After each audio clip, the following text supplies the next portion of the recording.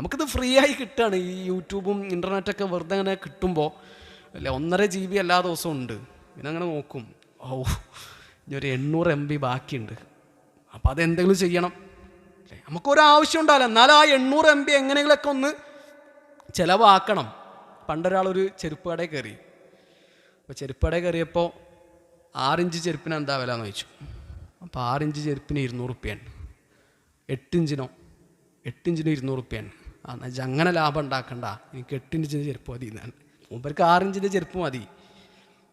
അപ്പോൾ ഇങ്ങനെ നമുക്കൊരാവശ്യമില്ലാത്ത കാര്യമായിരിക്കും, എന്നാൽ എന്തായാലും നമുക്ക് കിട്ടിയല്ലോ, വെറുതെ കിട്ടുകയല്ലേ എന്ന് വിചാരിച്ച് എന്തെങ്കിലുമൊക്കെ കണ്ടിട്ട് നമ്മുടെ സമയം അങ്ങ് തീർത്ത് കളയുക. യൂട്യൂബിലും സോഷ്യൽ മീഡിയയിലും നമ്മൾ കിടന്നുറങ്ങുക. പ്രിയപ്പെട്ടവരെ, നമുക്ക് എന്താണോ ആവശ്യം അത് മാത്രം നമ്മൾ ചെയ്യുക, അത് മാത്രം നമ്മൾ കാണുക, അത് മാത്രം നമുക്ക് കേൾക്കുക.